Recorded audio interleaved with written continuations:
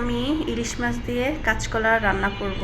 এক এক দেশের এক এক রকম রান্না করে, তো আমার স্টাইলটা আজকে আপনাদের সাথে শেয়ার করব।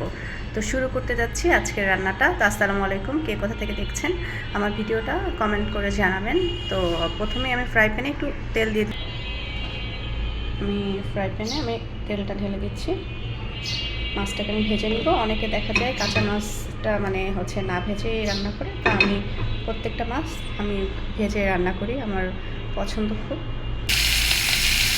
তেলটা গরম হয়ে গিয়েছে, আমি মাছটা দিয়ে দিয়েছি। আমি একটু কড়া করে ভেজে নিব। তো মাছটা হতে থাক তেলের মধ্যে। এদিকে মাছটা খুব সুন্দর করে ফ্রাই করা হচ্ছে, খুব সুন্দর করে ভাজতেছি একটু কড়া করে।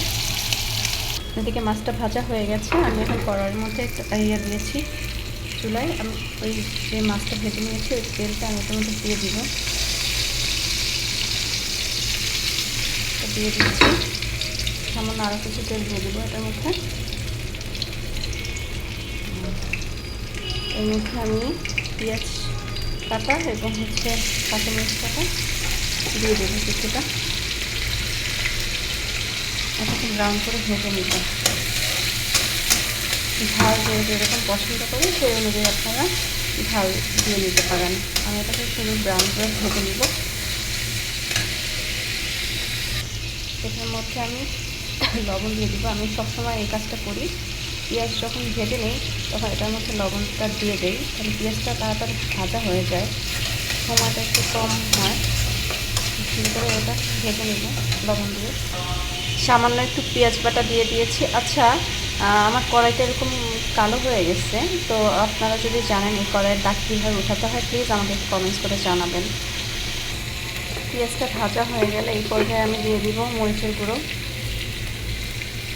যেরকম ঝাল খাই আমি প্রথমে বলেছি এরকম দিয়ে দিলাম। হালকা রসুন দিলাম, হলুদ দিয়ে দিয়েছি। এরকম করে একটু কষিয়ে নেব, সুন্দর করে একটু কষিয়ে নেব। মশলাটা কষিয়ে নিয়েছি। এখন এটার মধ্যে আমি কাঁচকলাগুলো ঢেলে দিব। কিছুক্ষণ সিদ্ধ করে নিব। সিদ্ধ করে পরে আমি ঝোলের পানিটা দিয়ে দেব। কাঁচকলাটা এই পানিতেই আমি সিদ্ধ করে নেব। কাঁচকলা কষানো হয়ে গিয়েছে, আমি এখন ঝোলের পানিটা দিয়ে দিচ্ছি। বলক চলে আসছে, এই পর্যায়ে আমি মাছটা দিয়ে দিচ্ছি।